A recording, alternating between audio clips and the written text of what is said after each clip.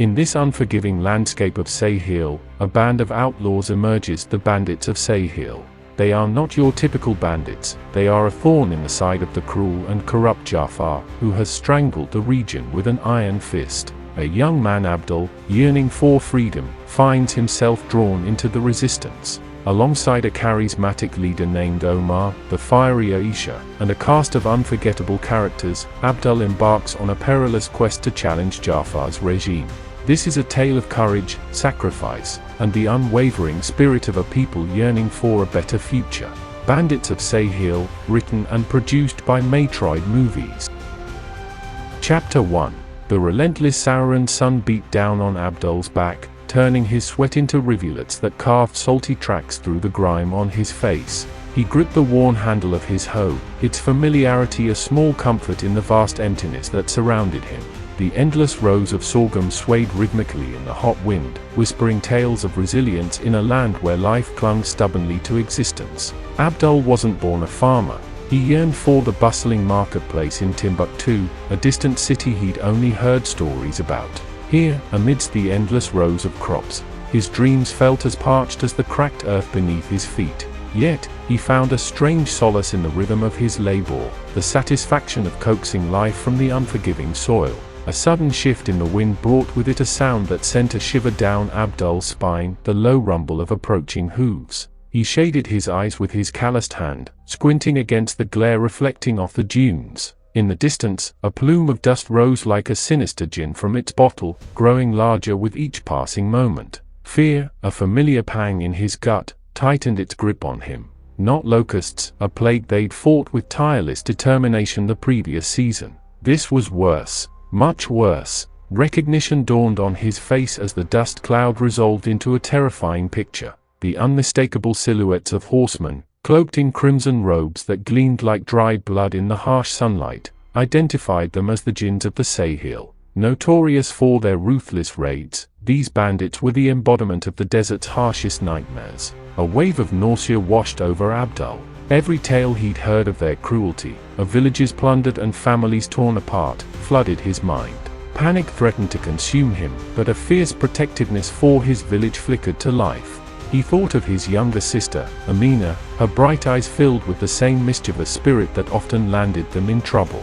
He envisioned his stoic father, his weathered face etched with worry lines deepened by each passing season, and his mother, her gentle hands that soothed away his every scrape and fear.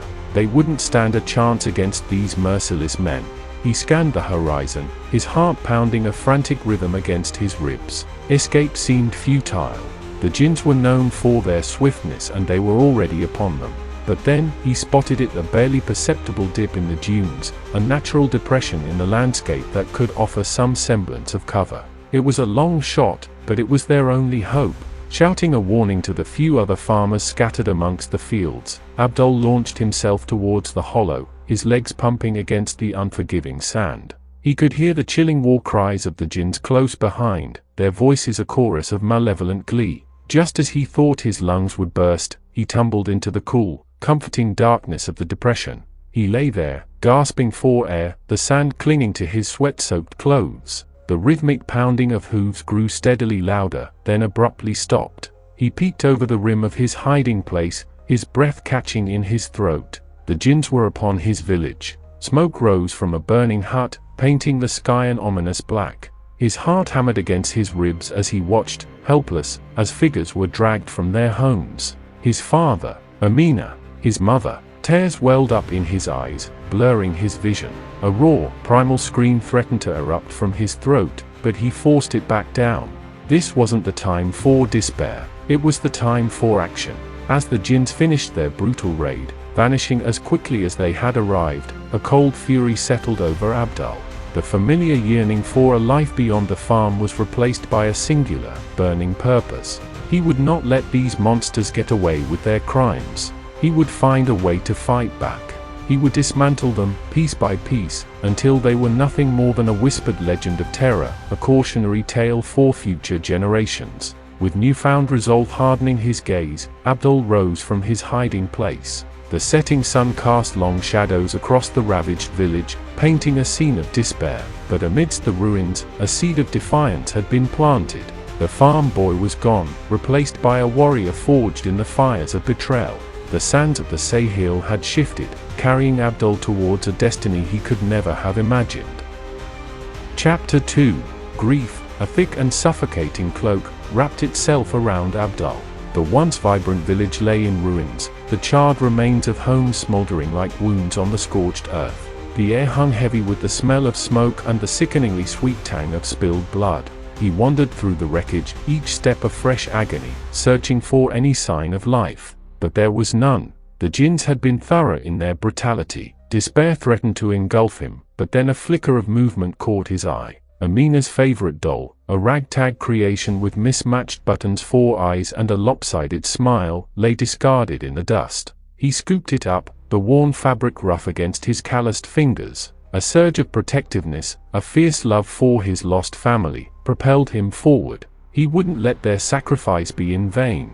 He would find the jinns and make them pay. But revenge, he realized with a bitter clarity, was a luxury he couldn't afford. He needed a plan, a way to strike back that wouldn't lead him to a swift and merciless end. The jinns were a formidable force, their cruelty matched only by their cunning. He, a lone farm boy, was hopelessly outmatched. As the unforgiving sun dipped below the horizon, casting long, skeletal shadows across the dunes, Abdul remembered a tale his grandfather used to tell. A legend whispered on the wind about a hidden oasis, a sanctuary for those who dared to defy the tyranny of the jinns. It was said to be guarded by Amarisha, a woman of immense wisdom and power, who offered refuge and guidance to those seeking justice. Hope, a fragile ember, flickered to life within him. It was a long shot, a journey fraught with danger, but it was his only chance. He needed to find this oasis, to seek Amarisha's counsel. With a newfound determination, Abdul set his course towards the east, the direction where legend placed the hidden haven. The journey was arduous. The vast expanse of the Sahara stretched before him, an unforgiving sea of sand sculpted by relentless winds. The days bled into nights, each sunrise a cruel reminder of his isolation. Hunger gnawed at his stomach, and the relentless sun beat down mercilessly. Yet, he pressed on, fueled by the image of his family and the burning desire for vengeance. He navigated by the stars, their familiar patterns etched into his memory from countless nights spent gazing at the heavens. He rationed the meager supplies he'd managed to salvage from the ransacked village, a pouch of dried dates, a half-empty waterskin, and a tattered map, its faded markings his only guide. One particularly brutal day, the sun a relentless white-hot disk in the sky, Abdul collapsed onto the unforgiving sand, the world tilting precariously around him. He was on the verge of succumbing to dehydration when a sound, almost imperceptible at first, reached his ears, the faint trickling of water. With a surge of renewed energy, he crawled towards the sound, hope rekindled. The sand gave way beneath his hands, revealing a narrow opening hidden beneath a rocky outcrop. He squeezed through the opening, emerging into a cool, damp cavern. A crystal-clear spring bubbled up from the heart of the cave, its water a shimmering promise of life. Abdul drank deeply, the cool water revitalizing his parched body. As his strength returned, he noticed faint markings on the cave wall, cryptic symbols etched into the smooth rock surface. He recognized them from his grandfather's stories, symbols used by the nomadic Tuareg people, a tribe known for their knowledge of the desert secrets. Could this be a sign? Just then, a low voice startled him. "You seek the path, young traveler?" A wizened figure emerged from the shadows, her face a map of wrinkles etched by time and experience. Her eyes, the color of polished obsidian, held an uncanny wisdom that sent shivers down Abdul's spine. This was Amarisha, the woman of legend. His heart pounded in his chest, a mixture of fear and hope swirling within him. Chapter 3. Abdul stared at the figure before him, his mouth hanging open. Amarisha, the legendary protector of the oppressed, stood bathed in the dim light filtering through the cave entrance. Her wizened face, etched with lines deeper than the desert canyons themselves, held a spark of amusement. "Lost, are we?" she rasped, her voice like wind rustling through dry leaves. Shame flooded Abdul. Lost wasn't the half of it. Dehydrated, exhausted, and utterly alone, he stood before a woman who held the key to his vengeance, his only hope. He stammered out his story, the tale of his village's destruction and his desperate search for Amarisha's sanctuary. With each word, the weight of his grief grew heavier. Tears welled up in his eyes, blurring his vision. When he finished, a heavy silence hung in the air. Finally, Aisha spoke. "Grief is a heavy shroud, young one," she said, her voice surprisingly gentle. "But vengeance is a path that can lead you astray. Tell me, what do you truly seek?" Abdul hesitated. Revenge had fueled his journey, a burning ember in his heart. But something in Aisha's gaze, a flicker of something ancient and wise, made him question his motives. "Justice," he finally admitted, the word tasting foreign on his tongue. "I want them to stop this. I want them to never hurt anyone again."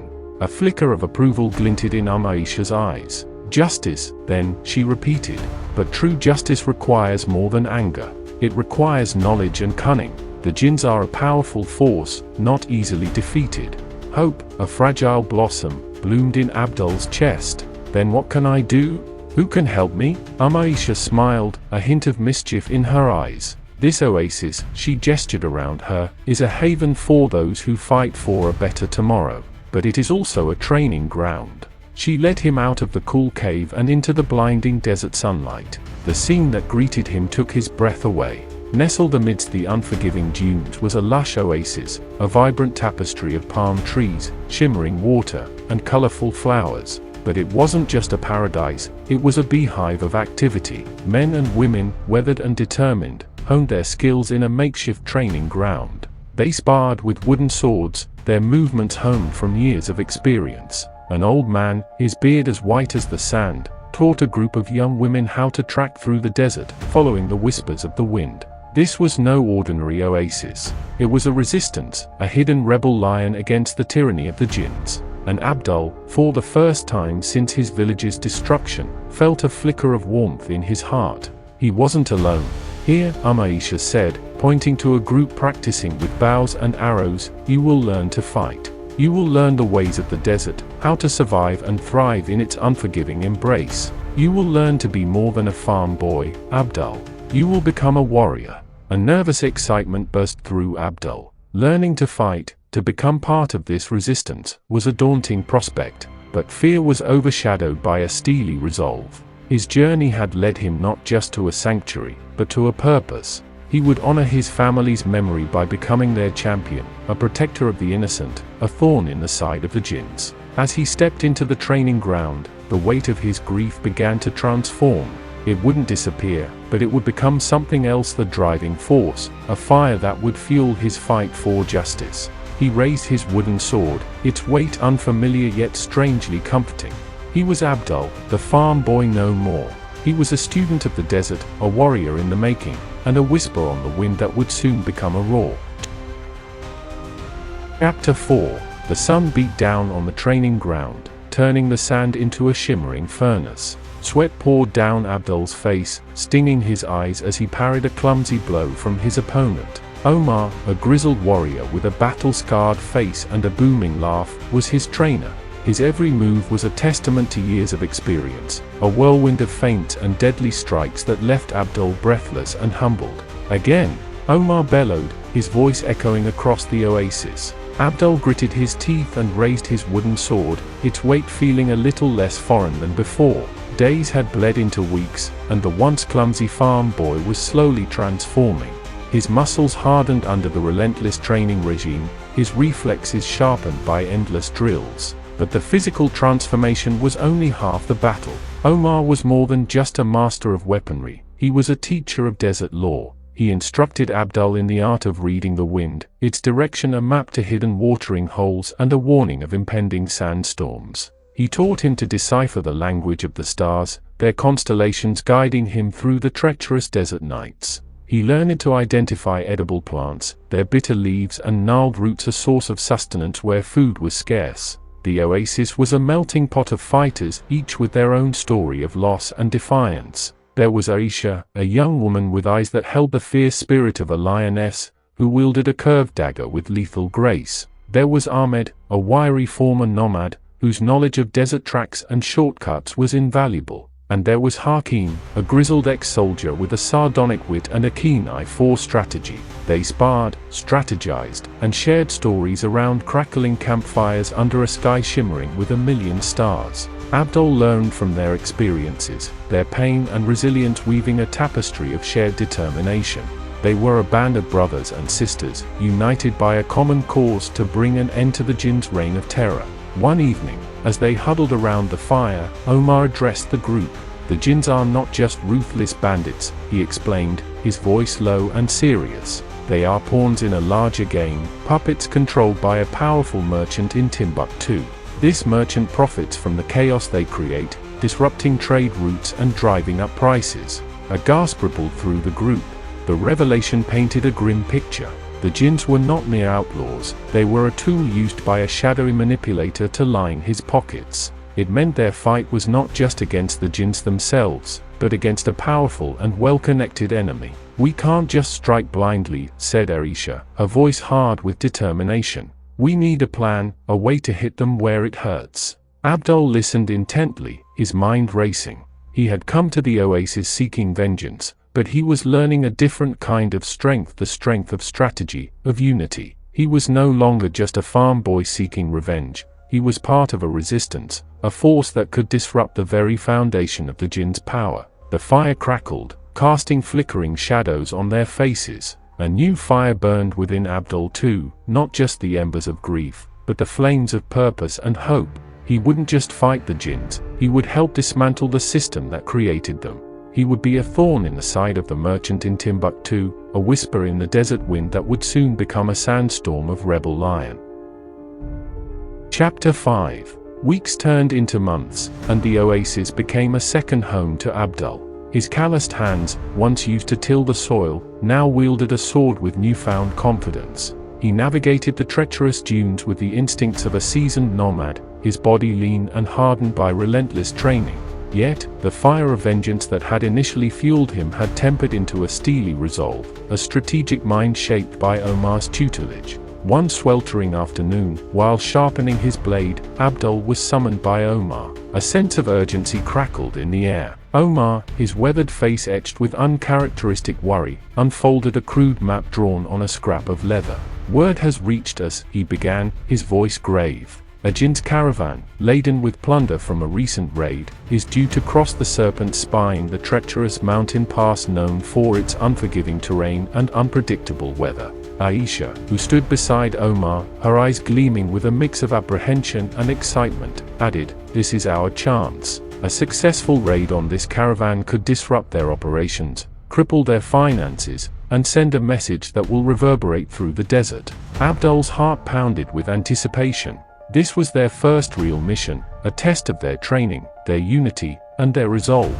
He looked around at the gathered group, Omar's stoic stance, Aisha's unflinching gaze, Ahmed's silent nod of agreement.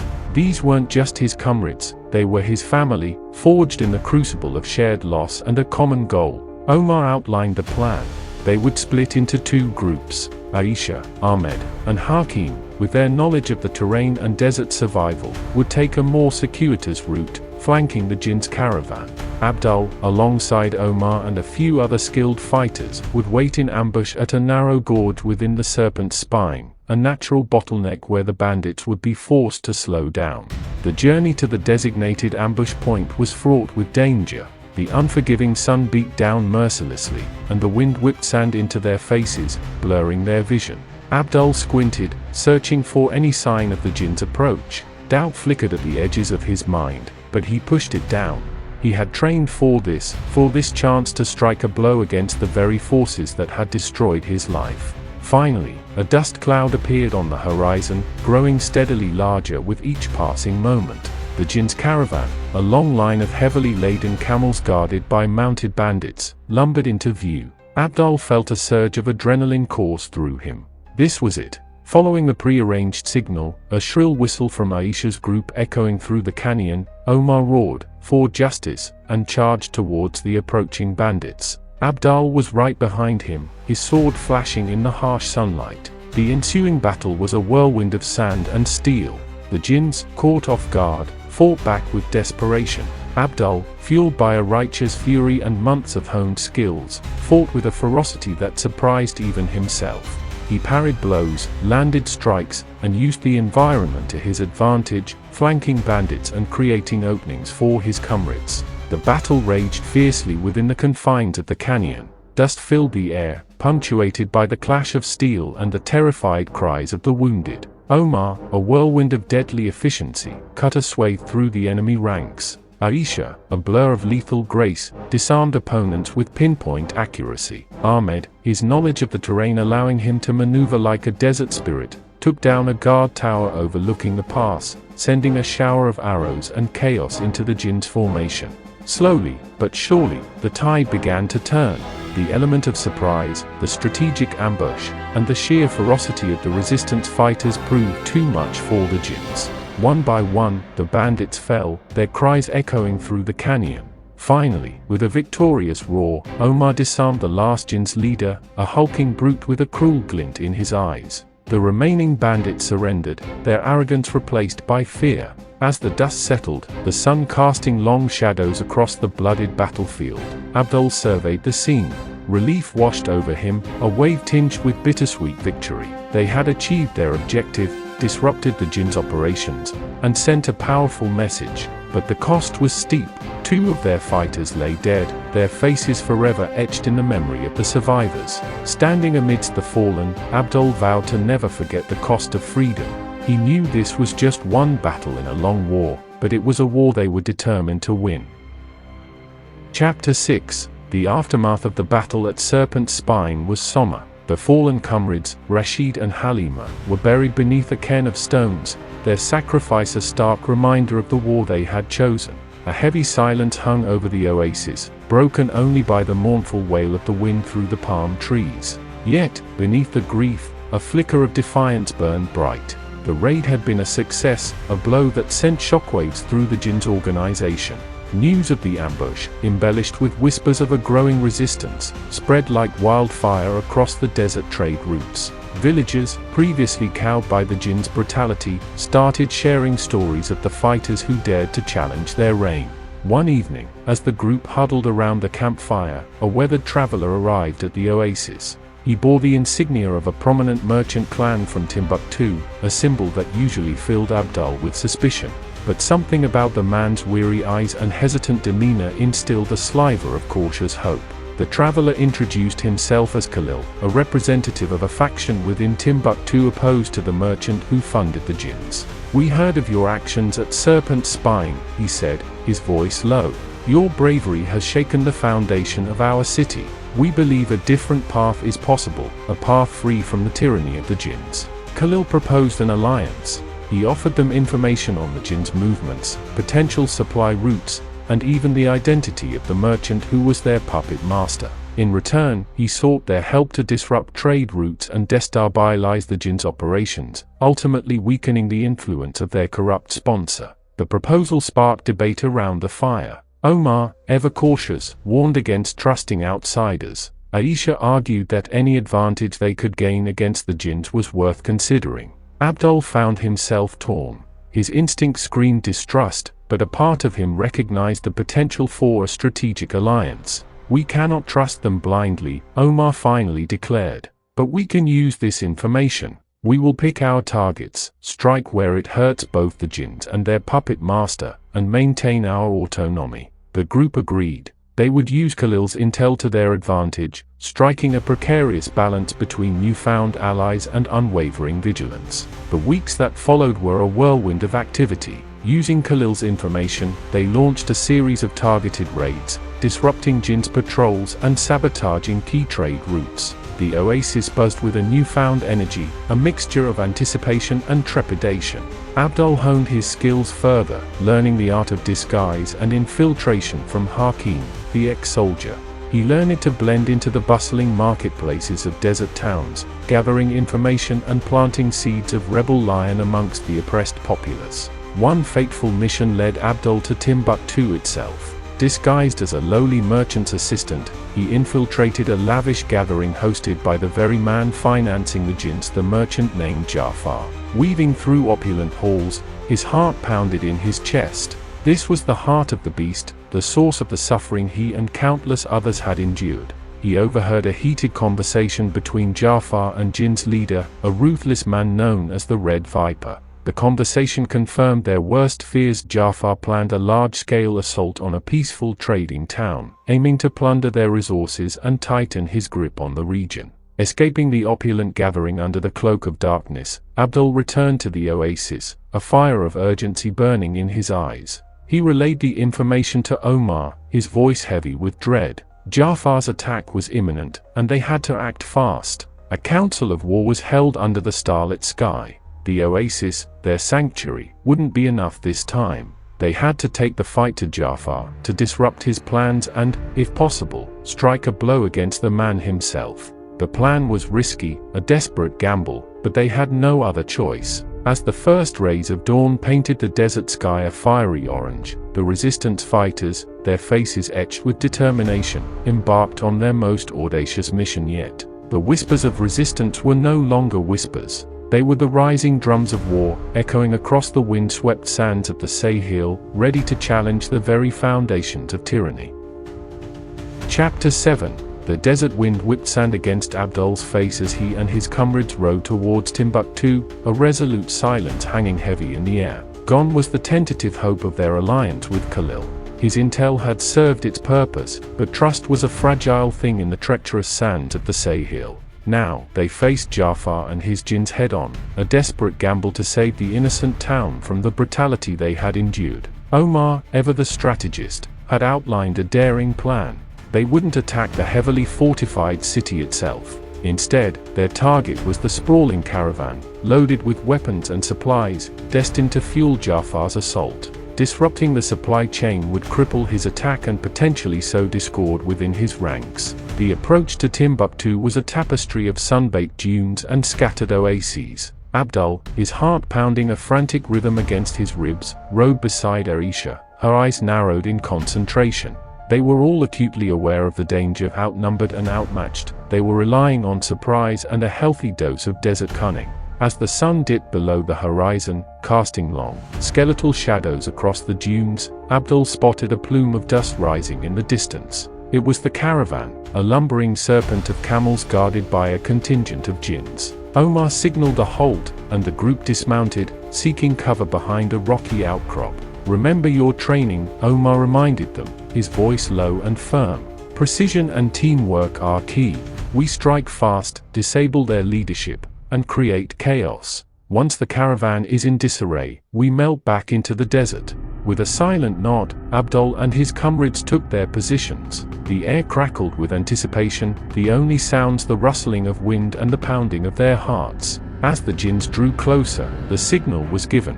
Abdul, a blur of sand-colored cloak and honed reflexes, surged forward. He used the rising darkness as his ally, his sword a silent whisper in the dying light. He dispatched a guard, the metallic clang of steel on steel barely audible above the wind's howl. The element of surprise was devastating.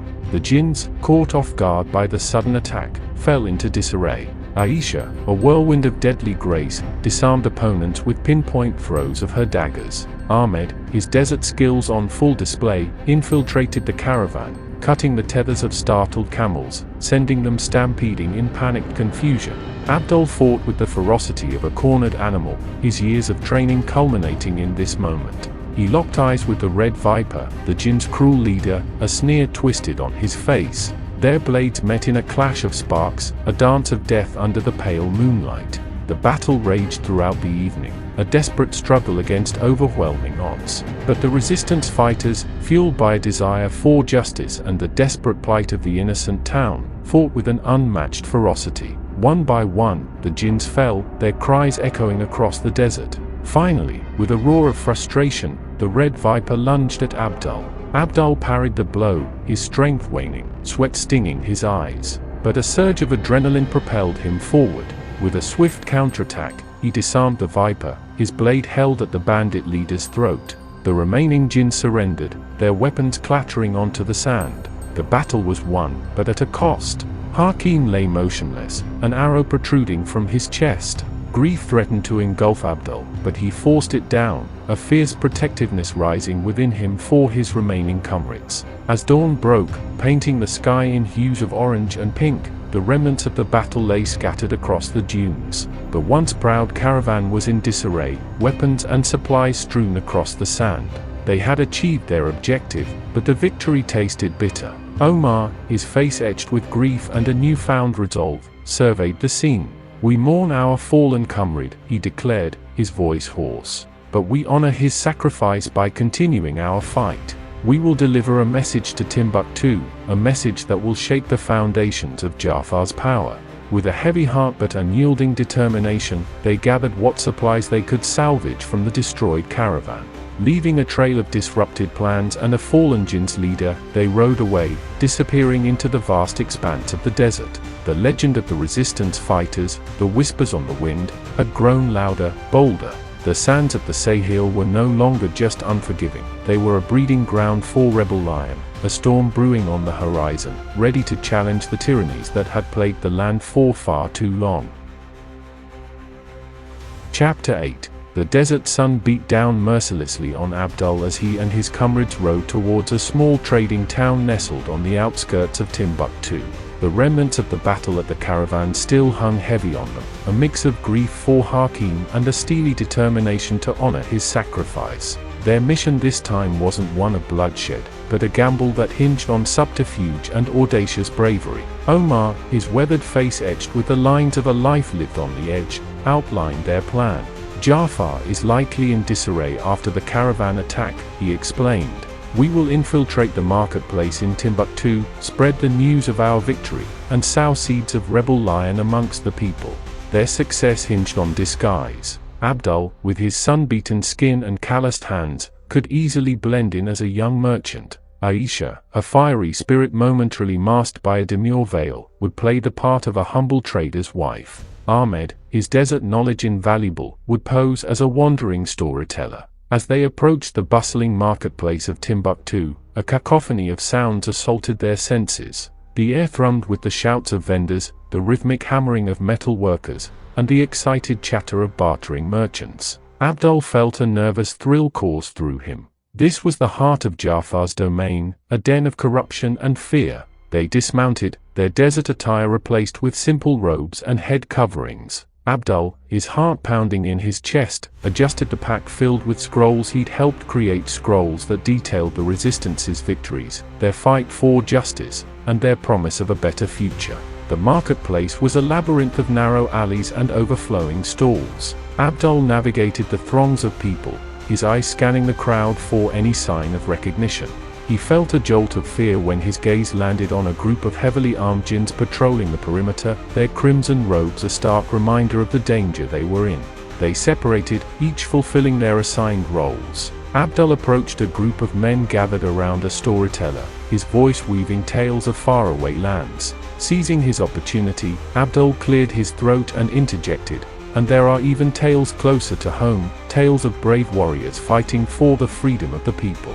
The crowd turned towards him, curiosity etched on their faces. Abdul, his voice growing in confidence, recounted the story of the battle at the caravan, embellishing the details of the resistance's bravery and the jinn's defeat. He spoke of a future free from Ja'far's tyranny, a future where justice and peace reigned over the desert. His words resonated amongst the crowd. Whispers turned into murmurs, murmurs into open discussions. Heads nodded in agreement, and a flicker of defiance ignited in the eyes of his listeners. As he finished his story, a hush fell over the crowd. Suddenly, a heavy hand clamped onto Abdul's shoulder. He whirled around to find himself face to face with a hulking jinn soldier, his eyes narrowed with suspicion. Panic threatened to consume him, but he forced himself to remain calm. Thinking fast, Abdul stammered, "Just a tale, sir. Just a harmless tale for entertainment." He offered a nervous smile, hoping it would be enough. The jinn soldier scrutinized him for what felt like an eternity. Finally, with a dismissive grunt, he turned and lumbered away. Abdul let out a sigh of relief, the adrenaline slowly draining from his body. He continued his mission, weaving through the marketplace, planting seeds of rebel lion with each story he shared. Aisha, disguised as a merchant's wife, subtly passed messages of hope and resistance amongst the women folk. Ahmed, his storytelling taking on a revolutionary tone, captivated audiences with tales of heroes who rose against oppression.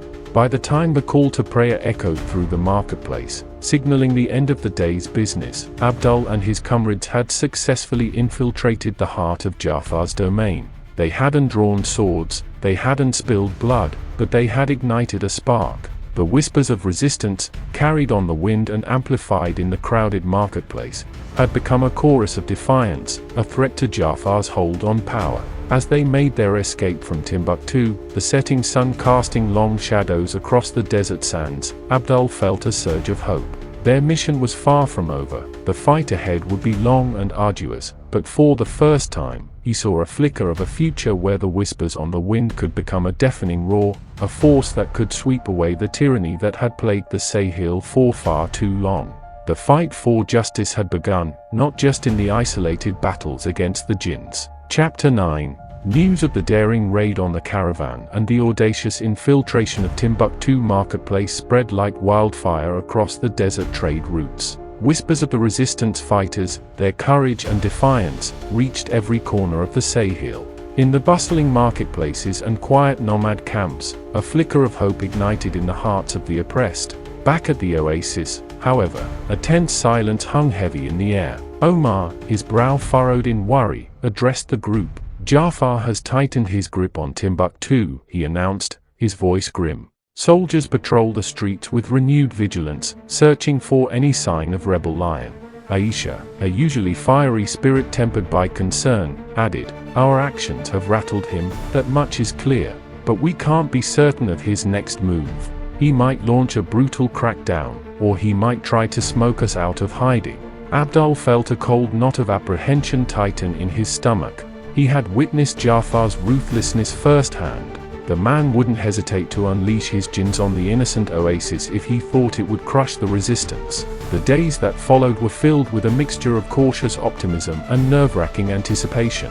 They intensified their training, honing their skills in preparation for any eventuality. Scouts were sent out to gather intelligence on Ja'far's movements, their reports painting a grim picture of increased jinns activity around Timbuktu. One scorching afternoon, a lone figure emerged from the shimmering desert haze, his sand-blasted cloak billowing in the hot wind. It was Khalil, the representative from the opposing merchant faction in Timbuktu. His face was etched with worry, and his eyes darted nervously around the oasis. "Ja'far is planning a raid," he gasped, his voice hoarse. "He intends to crush the resistance at its source.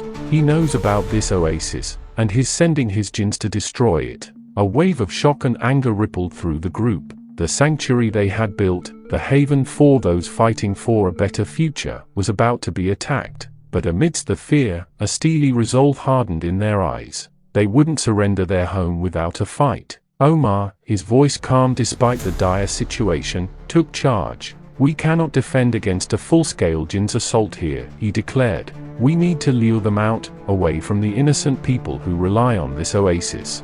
Aisha, her eyes gleaming with a dangerous glint, proposed a daring plan. "We use the desert to our advantage," she suggested. "We lead them on a chase, a wild goose chase, and exhaust them before engaging in a battle on our own terms." Abdul, his blood pumping with adrenaline, voiced his agreement. "We know this desert better than they do. We can use the hidden paths, the treacherous dunes, to our advantage." The plan was audacious, a gamble that hinged on their knowledge of the desert and their unwavering determination. They would split into two groups, a smaller decoy team led by Aisha, and a larger fighting force led by Omar. Aisha's group would draw the jinns away from the oasis, leading them on a merry chase through the unforgiving desert landscape. Omar's group, hidden amongst the dunes, would wait for the opportune moment to ambush the jinns, weakened and disoriented. The weight of responsibility settled heavily on Abdul's shoulders. He would be part of Omar's group, the ones who would face the brunt of the jinns' attack. But fear was overshadowed by a fierce determination to protect his home, his comrades, and the hope they represented. As the first rays of dawn painted the sky a fiery orange, the two groups set off in opposite directions. Abdul, his heart pounding a frantic rhythm against his ribs, rode with Omar's group, their faces taut with a mixture of apprehension and resolve. They were about to embark on a desperate gamble, a fight for survival that would decide the fate of their rebel lion. The whispers on the wind had become a battle cry, echoing across the vast expanse of the Sahel, ready to challenge the storm of tyranny that was about to descend upon them.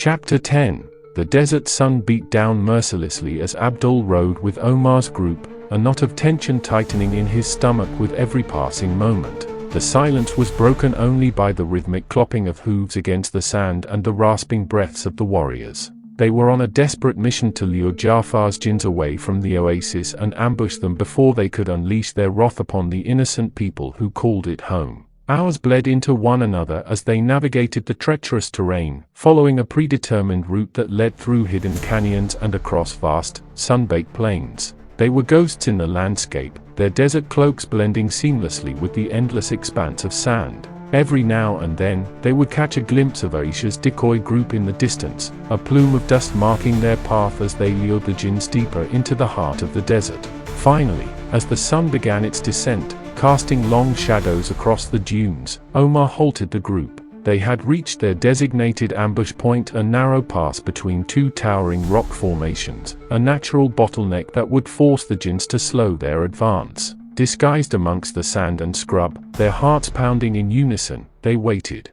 The silence stretched on, broken only by the howling wind whistling through the canyons. Doubt began to creep into Abdul's mind. Had their plan failed? Had Aisha managed to lure the jinns far enough away? Just as despair threatened to consume him, a flicker of movement in the distance caught his eye. A dust cloud, growing larger with each passing moment, emerged from the horizon.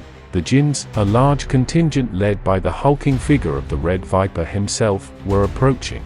Now, Omar roared, his voice a guttural battle cry. The fighters emerged from their hiding places, a fierce glint in their eyes. Abdul unsheathed his sword, the polished metal reflecting the dying rays of the sun. This was it. The fight for their home, for their freedom, was upon them. The jinns, surprised by the sudden ambush, charged forward, their bloodthirsty cries echoing across the canyon. The clash of steel met sand in a whirlwind of chaos. Abdul fought with the ferocity of a cornered animal, his years of training culminating in this moment. He parried blows, landed strikes, and used the terrain to his advantage, dodging around boulders and weaving through the legs of his opponents. Aisha's plan had worked. The jinns, exhausted from their relentless pursuit through the unforgiving desert, were caught off guard. The narrow confines of the canyon worked in favor of the resistance fighters. They fought with the desperation of those defending their home, their movements fueled by a righteous fury. The battle raged fiercely within the confines of the canyon. Sand filled the air, punctuated by the screams of the wounded and the metallic clang of clashing blades. Omar, a whirlwind of deadly efficiency, cut down jinns with frightening precision. Ahmed, his knowledge of the terrain allowing him to maneuver like a desert spirit, disarmed opponents and created openings for his comrades. Abdul locked eyes with the Red Viper, the jinn's cruel leader, a sneer twisted on his face. Their blades met in a clash of sparks, a dance of death amidst the swirling sand. Abdul fought with a renewed ferocity, fueled by the memory of his destroyed village and the countless others who had suffered under Ja'far's tyranny. The battle reached a fever pitch. Bodies littered the sandy ground, the air thick with the stench of blood and sweat. But slowly, the momentum began to shift. The jinns, weakened by the ambush and the fighters' relentless assault, started to falter. One by one, they fell, their cries echoing mournfully through the canyon. Finally, with a roar of frustration, the Red Viper lunged at Abdul. Abdul parried the blow, feeling the sting of exhaustion in his muscles, but a surge of adrenaline propelled him forward. With a swift counterattack, he disarmed the Viper, his blade held at the bandit leader's throat. The remaining jinns surrendered, their weapons clattering onto the sand. The battle was won, but at a cost. Several of their comrades lay motionless, their faces forever etched with the grim determination of warriors who had died defending their cause. As the dust settled, the last rays of the sun painting the sky in hues of orange and red, Omar surveyed the scene. Relief and grief warred within him. "We have won this battle," he declared, his voice hoarse with emotion. "But the war is far from over. We mourn our fallen comrades, but we honor their sacrifice by continuing our fight for a better future." With heavy hearts but unwavering resolve, the resistance fighters gathered their wounded and the fallen. Chapter 11. The aftermath of the battle at the canyon was a somber affair. The oasis, once a haven of hope, bore the scars of war-scorched earth stained with blood, makeshift graves marking the final resting places of fallen comrades. Yet, amidst the grief, a flicker of defiance burned bright. They had repelled Ja'far's attack, proving their strength and resilience. The whispers on the wind had become a roar, a testament to their unwavering determination. Days bled into weeks as the oasis slowly healed its wounds. The wounded were nursed back to health under the watchful eyes of Aisha, the wizened protector whose knowledge of desert herbs and remedies proved invaluable. Abdul, haunted by the ghosts of fallen comrades, found solace in the rigorous training routines. Each swing of his sword, each perfected maneuver, was a silent vow to honor their sacrifice. One evening, as they huddled around the crackling campfire, a familiar figure emerged from the desert shadows. It was Khalil, the merchant representative from Timbuktu, his face etched with worry. He brought news that both chilled and emboldened them. "Ja'far is furious," Khalil reported, his voice low.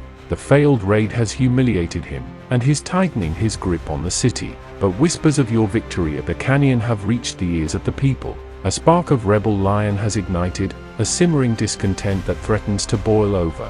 A tense silence followed Khalil's words. The weight of their newfound responsibility settled heavily on their shoulders. They were no longer just a band of desert fighters, they were a symbol of hope, a beacon of resistance for the oppressed people of the Sahel.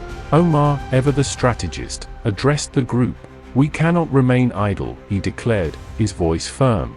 "Ja'far will regroup, and his next attack will be even more brutal. We need to take the fight to him, to disrupt his operations and fan the flames of rebel lion within Timbuktu itself." Abdul's heart pounded with a mixture of excitement and trepidation. Infiltrating a heavily fortified city like Timbuktu seemed like a near impossible feat, but the alternative, waiting to be attacked, was unthinkable. Aisha, ever the pragmatist, voiced their concerns. "We need a plan, Omar," she said. "A plan that utilizes our strengths and minimizes our risks." The following days were filled with strategizing and planning.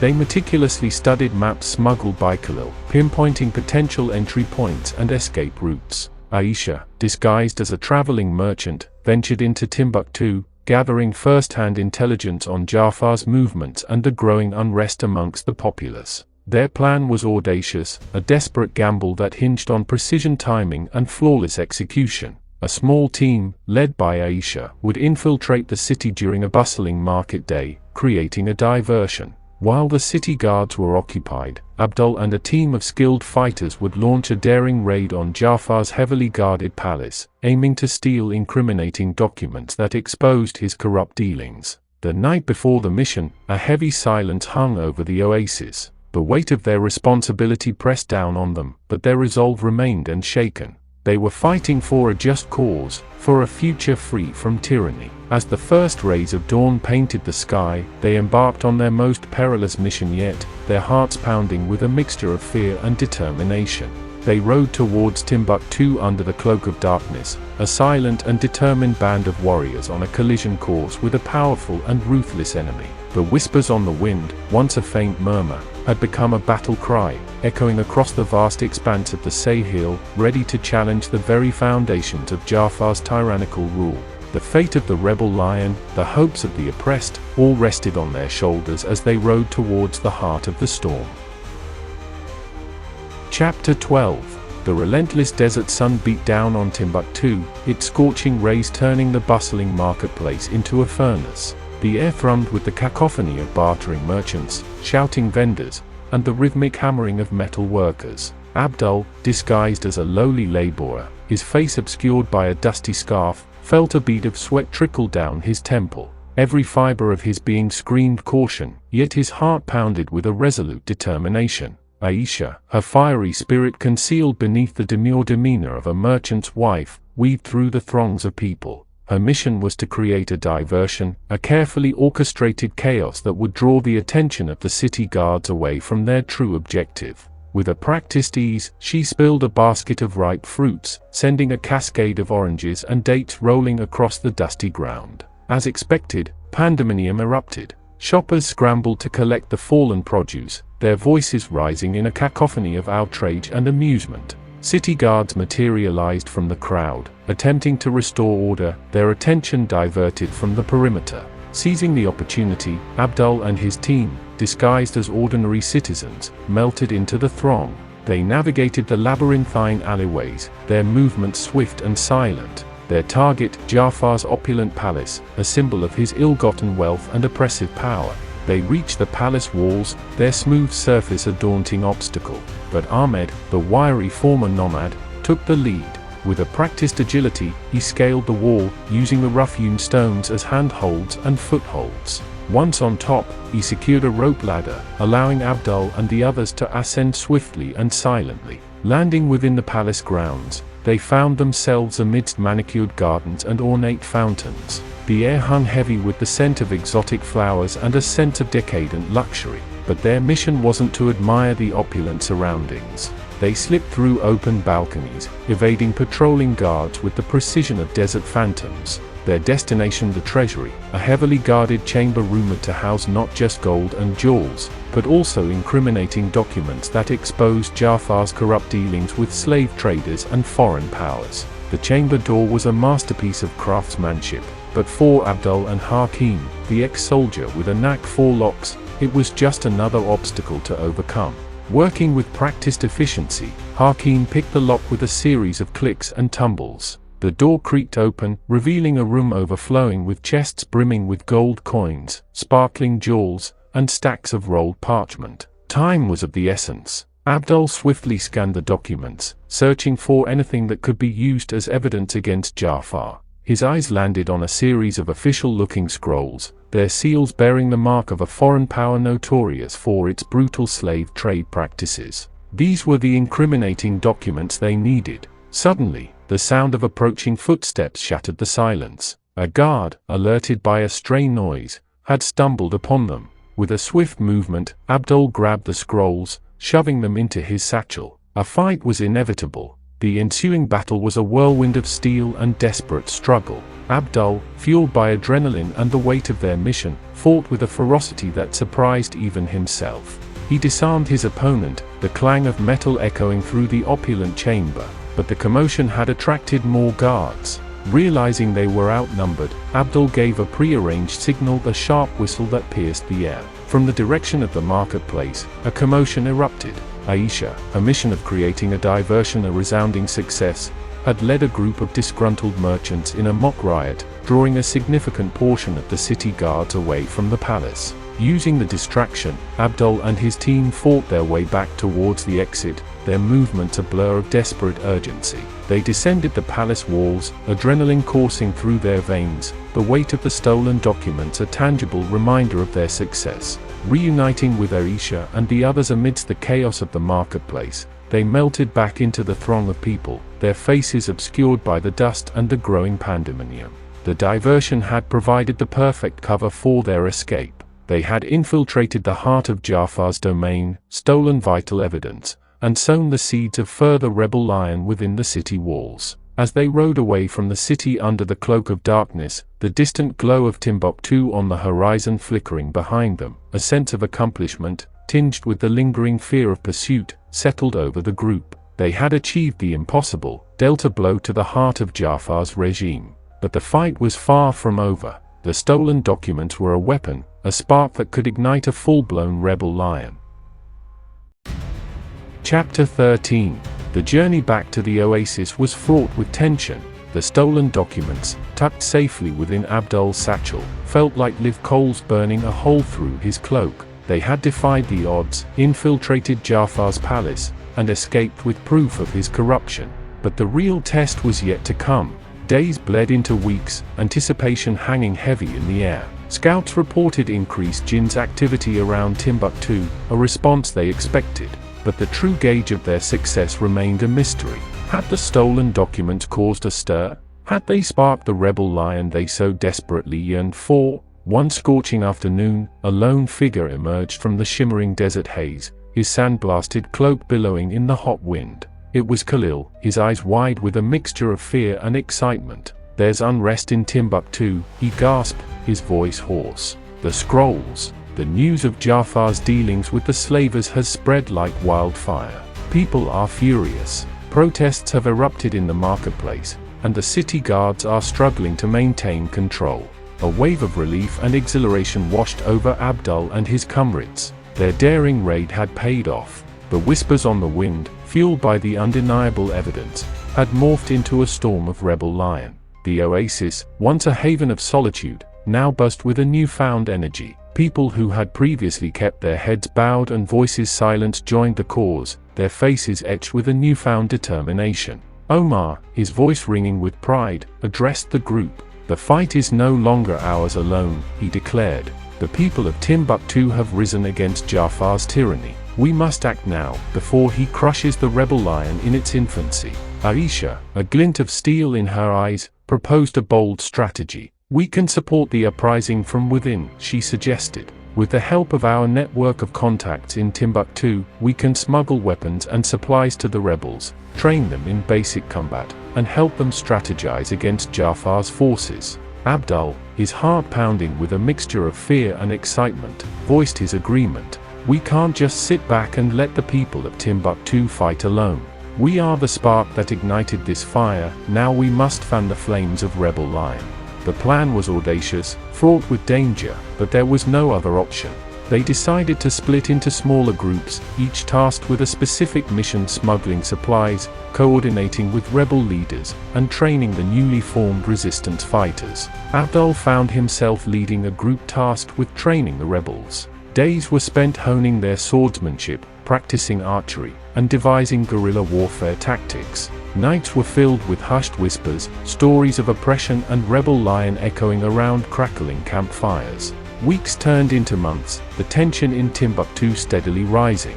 The once docile city became a battlefield, with clashes erupting between Ja'far's jinns and the increasingly emboldened rebels. The stolen document remained the rallying point, a symbol of Ja'far's true nature, fueling the flames of revolution.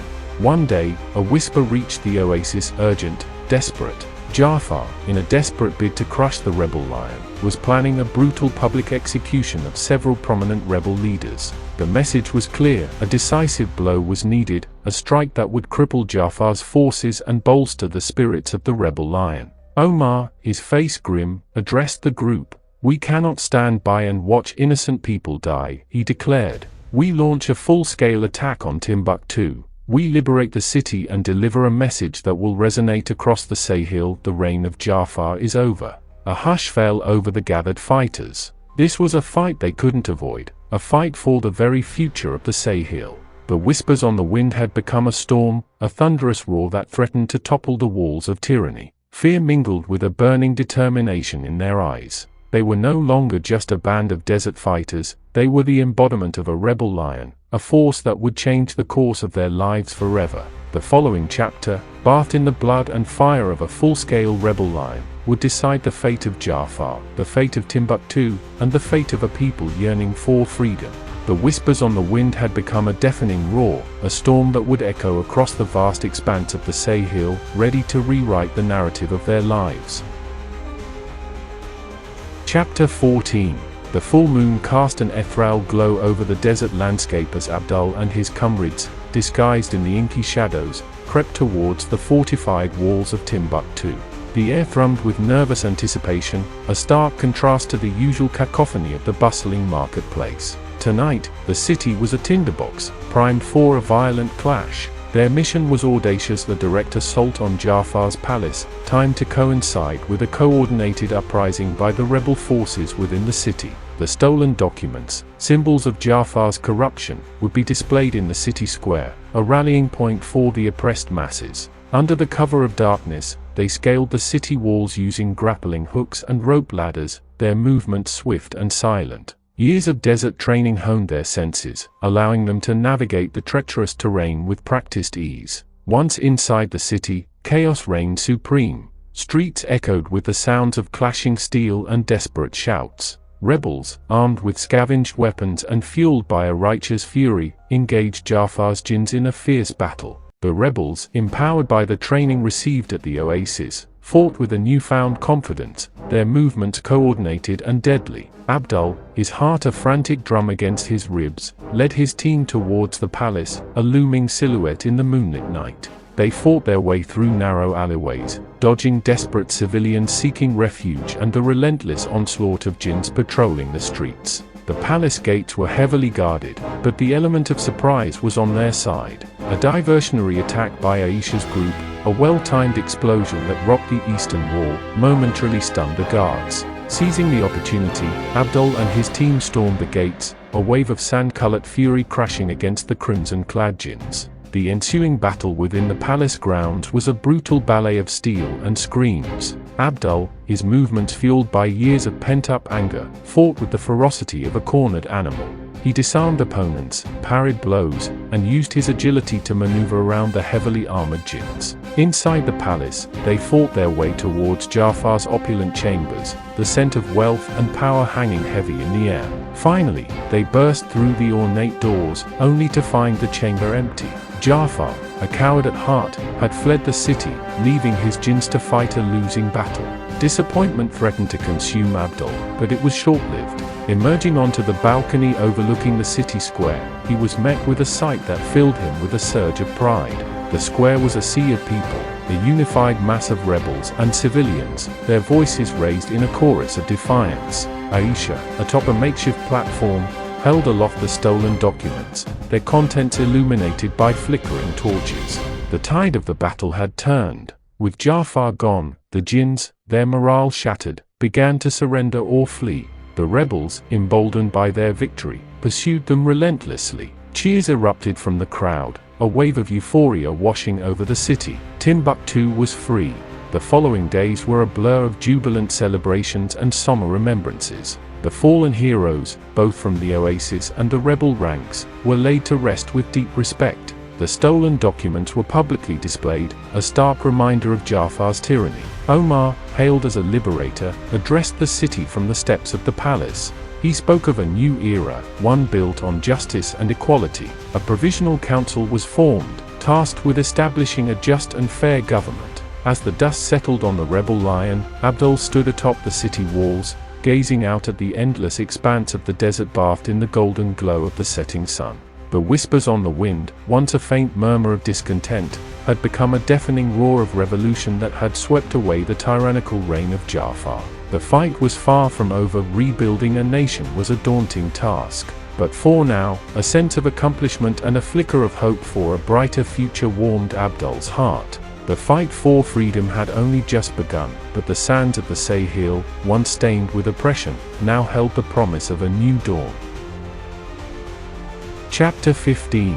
Months bled into a year, and Timbuktu, once a city choked by fear, thrummed with a newfound energy. The scars of the rebel lion remained crumbling buildings, the lingering grief for fallen comrades, but a spirit of optimism permeated the air. The marketplace bustled with renewed activity, the once timid voices of merchants now raised in lively barters and friendly banter. Abdul, no longer a fugitive bandit but a celebrated hero, walked through the marketplace, a familiar ache in his shoulder a constant reminder of the battles fought. The cheers and grateful smiles that greeted him were a far cry from the wary glances and hushed whispers of the past. He found Omar overseeing the reconstruction efforts, his weathered face etched with both the weariness of a long struggle and the satisfaction of a job well done. "The council is making progress," Omar reported, gesturing towards a group of men engaged in a heated debate. "Rebuilding a just government is a complex task, but we are laying the foundation for a better future." Aisha, ever the pragmatist, interjected. "There are still pockets of resistance from Ja'far's loyalists," she said, her voice laced with concern. "They operate in the shadows, stirring trouble in remote villages and bandit camps." Abdul nodded grimly. The fight for freedom, he knew, wasn't confined to the walls of Timbuktu. The embers of Ja'far's tyranny still flickered in the far corners of the Sahel, and it was their responsibility to extinguish them. News arrived a few days later, carried by a breathless messenger. A village on the outskirts of Timbuktu had been raided by a rogue band of jinns, their leader bearing the unmistakable crimson cloak of Ja'far's elite guard. The villagers were left shaken, their meager possessions stolen. This was a direct challenge, an audacious attempt to reignite the flames of fear. A council meeting was called, a tense atmosphere gripping the room. Some advocated for caution, for consolidating their power within Timbuktu before venturing out. But Abdul, his gaze unwavering, spoke with a quiet determination. We cannot allow Ja'far's remnants to fester. We must send a message: Timbuktu is free, and we will defend our freedom with every fiber of our being. His words resonated with the others. Omar, his voice firm, declared, "We ride out at dawn. We crush this threat and show the entire Sahel that the reign of Ja'far is over." The following morning, a contingent of fighters, a mix of seasoned veterans from the oasis and newly trained Timbuktu rebels, rode out of the city gates. Abdul, his hand resting on the hilt of his sword, a familiar comfort, shared a look with Aisha and Ahmed. This was a new chapter in their fight, a fight not just for their own freedom but for the freedom of the entire Sahel. The journey was arduous, the unforgiving sun beating down on them as they traversed the vast desert landscape. But their resolve remained strong, fueled by the image of the terrified villagers and the unwavering spirit of a free Timbuktu. They reached the raided village just as the desert sun dipped below the horizon, painting the sky in fiery hues of orange and red. The devastation was stark: ransacked homes, scattered belongings, and the lingering fear in the eyes of the villagers. But amidst the despair, a flicker of defiance remained. The village elder, a wizened man with a mane of white hair, approached them, his voice hoarse but firm. "We will not be cowed," he declared. "We fought alongside you to liberate Timbuktu, and we will fight again to defend our freedom." Abdul felt a surge of respect for the elder's spirit. These were the people they were fighting for, the ordinary citizens who yearned for a life free from fear and oppression. The Jinn's hideout, a secluded canyon rumored to be a haven for Ja'far's loyalists, was a treacherous labyrinth of towering rock formations and narrow passageways. They approached with caution, their senses on high alert. The battle that ensued was fierce and brutal. The Jinns, cornered and desperate, fought with a reckless abandon. But the rebel fighters, fueled by a righteous fury and honed by months of training, prevailed. The crimson cloaks of Ja'far's elite guard lay scattered amongst the sand, a testament to their victory. News of their triumph spread like wildfire across the desert trade routes. Villages that had harbored doubts about the rebellion's success now openly celebrated their liberation. Ja'far's remaining supporters, their morale shattered, melted back into the shadows. Standing atop a windswept dune, gazing at the endless expanse of the Sahel bathed in the golden glow of the setting sun, Abdul felt a profound sense of accomplishment. This is the production of Matroid Movies.